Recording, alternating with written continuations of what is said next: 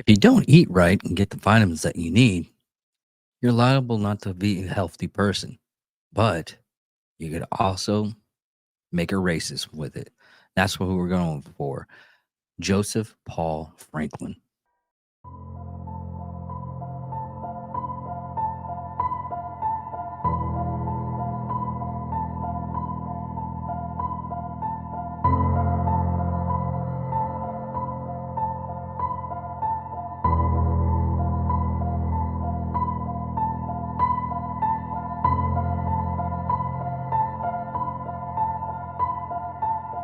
Ladies and gentlemen of all ages, boys and girls, thank you for tuning in to yet another episode of Angry Meat Production.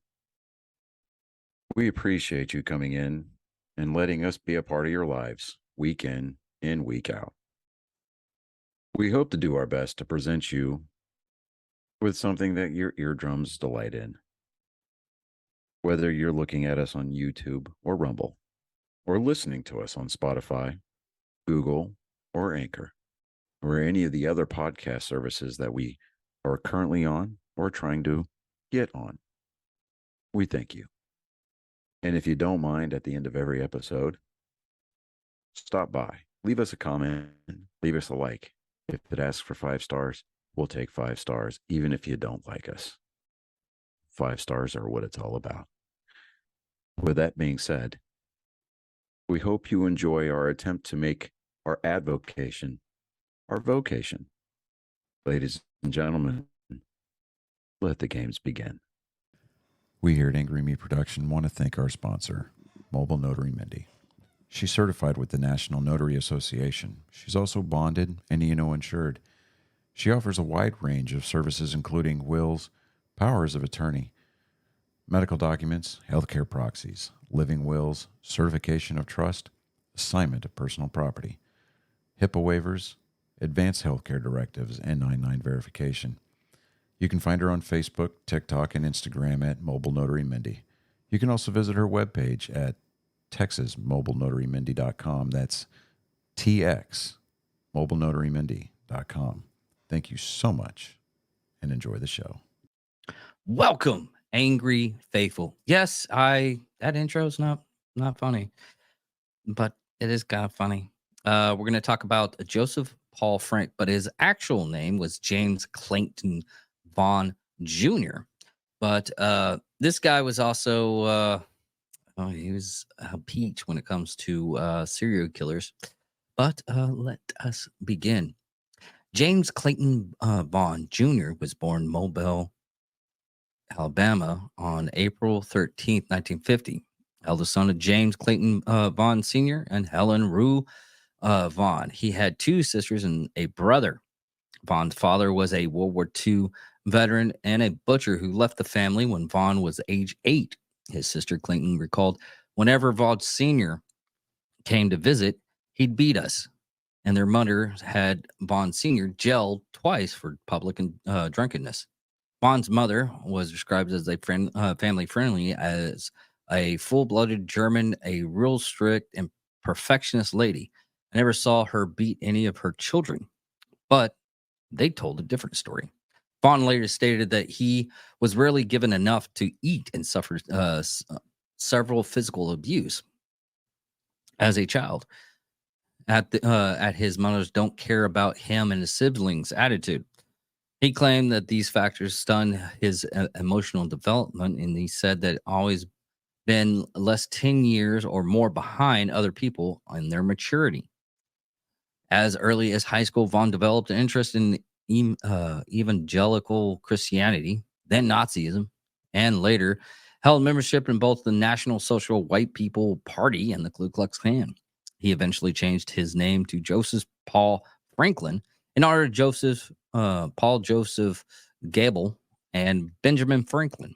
In 1960s, Franklin was inspired by to start a race war after reading Adolf Hitler's Mein Kampf. Mein Kampf, the one book that keeps on giving. Don't burn books, but some books should not be in existence anymore. But if you actually want to know, it is just all arounds of anti. It's just basically saying white people are, you know, should be the head of race. It's stupid. But but Joseph said, "I've never felt that way about any other book I've ever read." He later reflected, "It was something weird about that book." You know, after him saying this or reading him saying this, I always wondered that certain objects like Hitler's Mein Kampf, if it has like the energy of hatred, and some people just get intrusive in that. I mean, it's just something to think about. In the early 1970s, he took on the road trip to a American Nazi Party conference in Virginia with David Duke, then a student, and Don Black. And David Duke is just a Ku Klux Klan member. If you actually watch a movie called Black Klansman, they portray him in this, and it's not far off. But his crimes. For most of his life, Franklin was a drifter roaming from East Coast, seeking chances to cleanse the world of people he considered inferior, especially Black and Jews. His primary source of financial support appears to have been bank robberies. Franklin supplemented his income from criminal acts to paid blood bank donations, which eventually led to his successful capture by the FBI in 1977. The starting of his stuff, July 29th, 1977, Franklin firebombed Beth Salem Synagogue in Cincinnati, Tennessee, destroying it. Life loss were prevented because some of the worshipers left early that Friday evening, and as a result, there's not enough worshipers for a Maya? Menya. Let me get this right. Stephen Hawkins, please help me out on this one. Minion. Minion. That's so weird. That's how that's spelled. It's spelled Minya, but it's pronounced minion. So, but it is a Jewish religious thing. August 7th, 1977, Franklin shot and killed a young interracial couple. Alfonso Manning Jr. and Tony Swaltz in a parking lot in Easttown Mall in Madison, Wisconsin. He was convicted of both murders and sentenced to prison to life. Which, we'll go through this thing.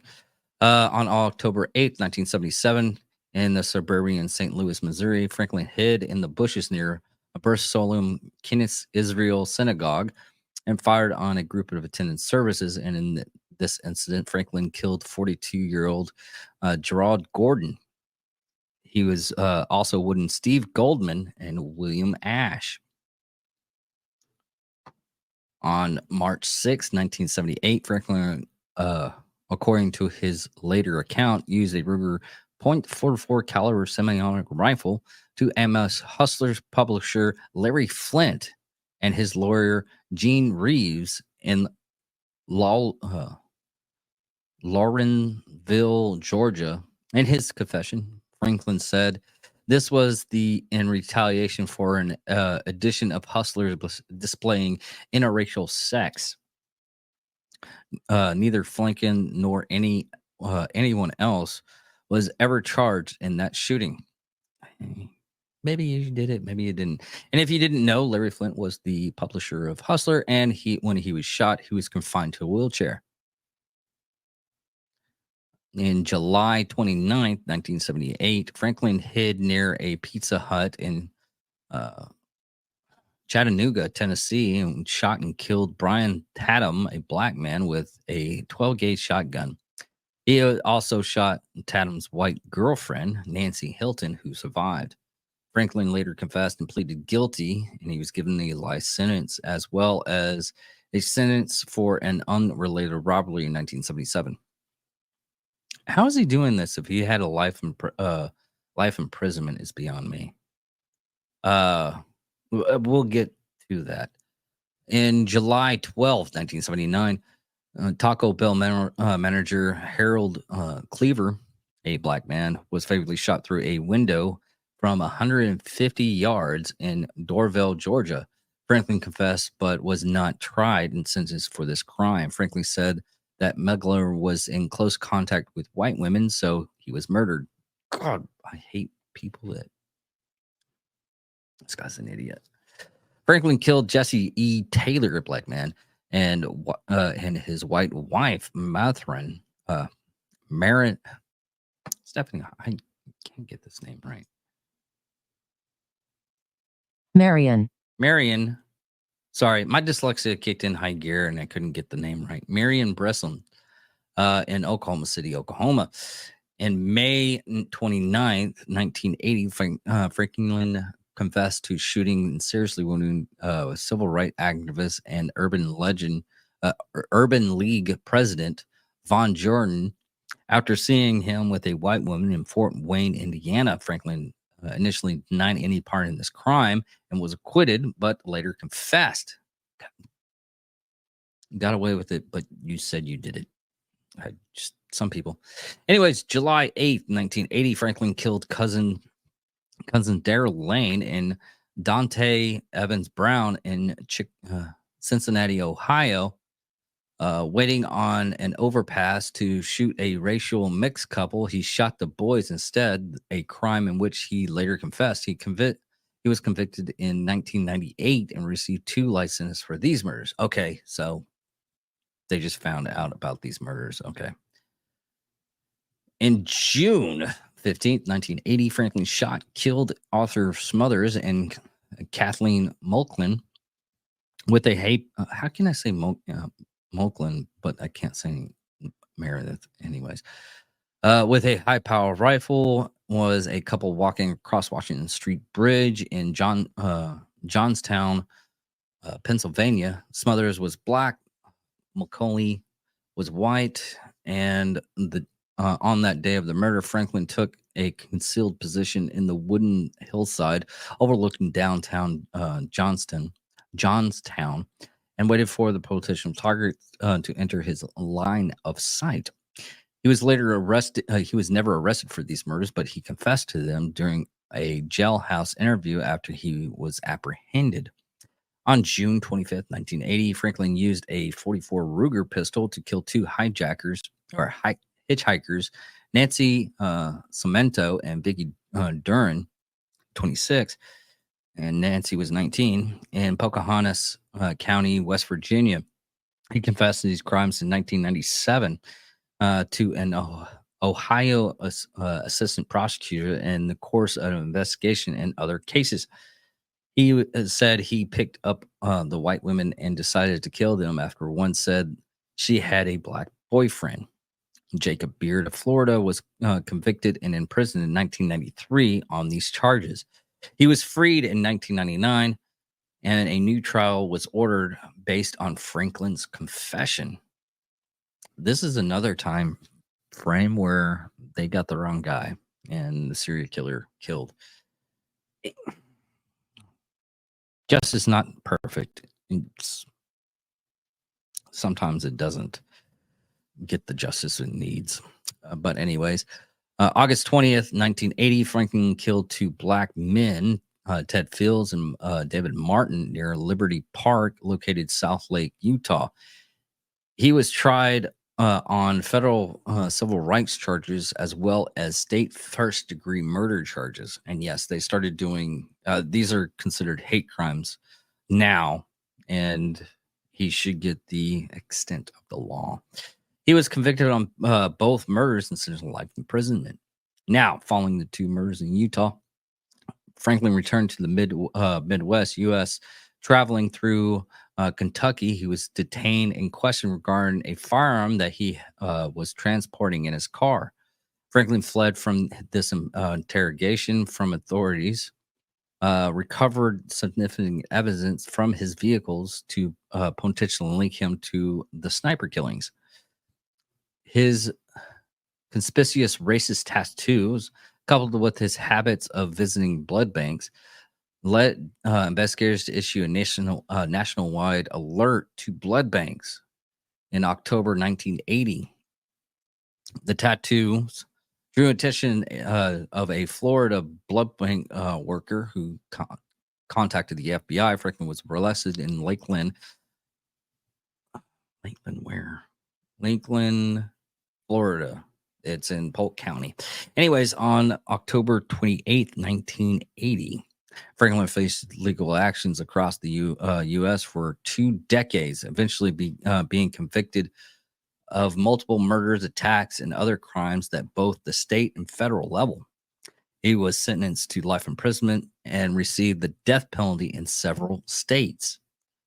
How can you get the death penalty in several states? It's compounded, I guess. That's weird. But anyways, and just sidebar on this one. The reason why they do that, some states have the death penalty and some states don't. California is one of them that doesn't have the death penalty. Texas is one of them that has the death penalty. So if you're convicted in life imprisonment in there is some precedents that that places that don't have the death penalty will not extradite the prisoner because in the state they would be prosecuted do have the death penalty and they don't want the person to die. But sometimes you gotta do an old yeller. Well, old yeller people cared about that dog. No, you gotta put bad dogs down. Franklin tried unsuccessfully to escape during the judgment phase of his 1997 Missouri trial on charges of murdering Gerald Gordon, but was ultimately convicted. Psychologist Dorothy Otto Lewis, who had interviewed him at length, testified for the defense that she believes that he was a paranoid schizophrenic and unfit to stand trial. Lewis noted that his delusions thinking and a childhood history of severe abuse. Now, on the abusive stuff, I mean, I've heard several people that have been abused and everything, but they become better people. It it shouldn't be a defense. I mean, if he was crazy, yes, he should be. I don't know. Stuff like this just it's one of those subjects that at times that you just want to go at and just go, you know what? He did all this stuff. We got to put him down. Anyways, on October 2013, victim Lower Phil called for clemency for Franklin, asserting that a government that forbids killing amongst its citizens should not be in the business of killing people itself. Basically, he's going against the death penalty, which on this one, he should be. Anyways, I digress. Franklin was held on death row in Potsy's. Let's get this right, Stephanie Hawking. Potosi Correctional Center near Mineral Point, Missouri. In August 2013, the Missouri Supreme Court announced that Franklin would be executed on November 20th, 2013. Missouri Attorney General Chris Koster said in a statement that by setting an execution date, the state high court has taken an important step. The state high court has taken an important step to seeing that justice is finally done for the victims and their families. Franklin's execution was affected by the European Union export ban, which is the lethal injection drug. When the German drug manufacturer, I'm not going to be able to say this one. Let Stephanie Hawking do it for me. Fresenius Kabi was obligated to refuse having these drugs used for lethal injection.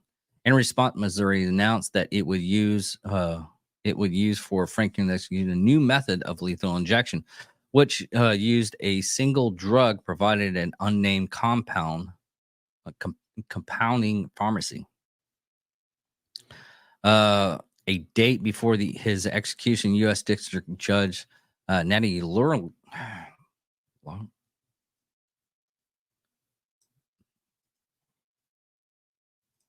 Lori, I don't know why I couldn't say that.